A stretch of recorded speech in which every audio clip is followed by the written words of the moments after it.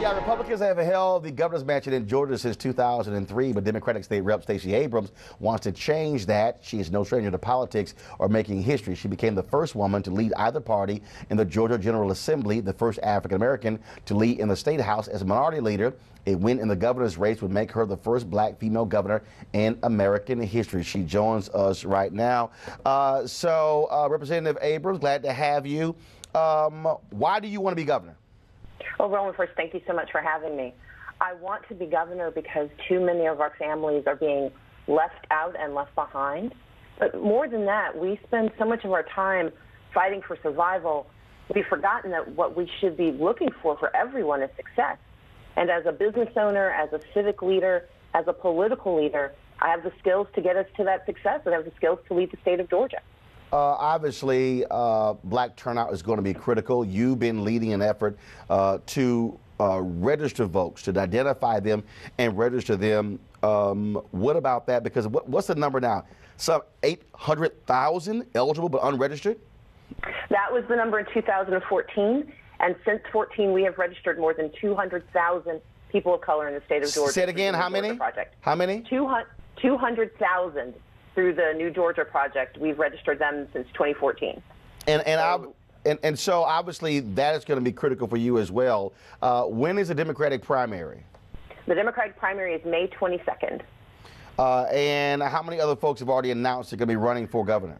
I only have one opponent, who shares my same first name, but the voters should just need to look for Abrams on the ballot.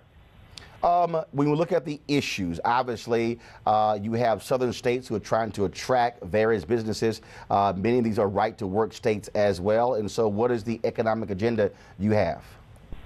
I think it's important for us to note that even though we're a right-to-work state by title, we have the opportunity to really strengthen labor unions in Georgia, which is why I'm proud to have been endorsed by the AFL-CIO of Georgia already. But more broadly, my mission is to strengthen our small businesses, especially those Main Street businesses that have been left out of a lot of this capital infusion that has come through the tech space. We have a lot of small businesses, especially minority-owned and disadvantaged businesses, that just need access to capital to grow. I've also introduced an advanced energy jobs plan. This would create between 25 and 45,000 jobs in the renewable energy sector. And those are jobs that could be anywhere in the state, and they run the gamut from high-tech and installation to construction to accounting. And those are jobs that we can put into any part of Georgia and help grow the capacity of our workers across the state. Obviously, one of the other issues is also criminal justice reform. That was a change there in the law there in Georgia, where before a police officer was allowed to literally sit in on grand jury proceedings when they were being investigated. That was just unbelievably nuts. Yes. Well, I was proud to be one of the co-sponsors of the bill that changed that process.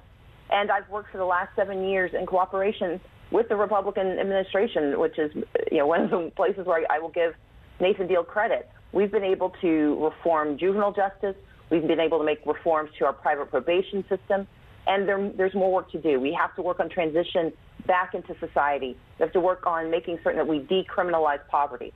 And as the next governor, I've already talked about how we focus on criminal justice going forward, because this work can't stop.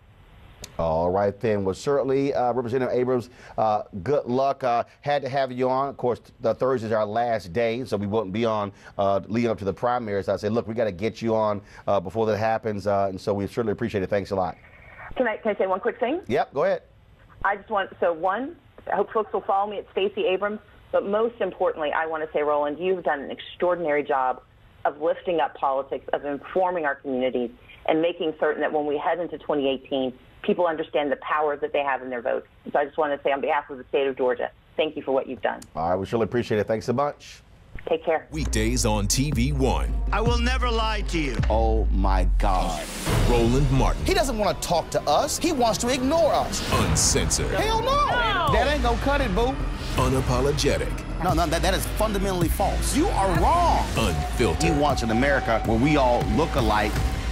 He ain't talking about black people. Unrelenting. You better go work out, because you got a fight on your hands. NewsOne Now with Roland Martin. Weekdays at 7 a.m. on TV One.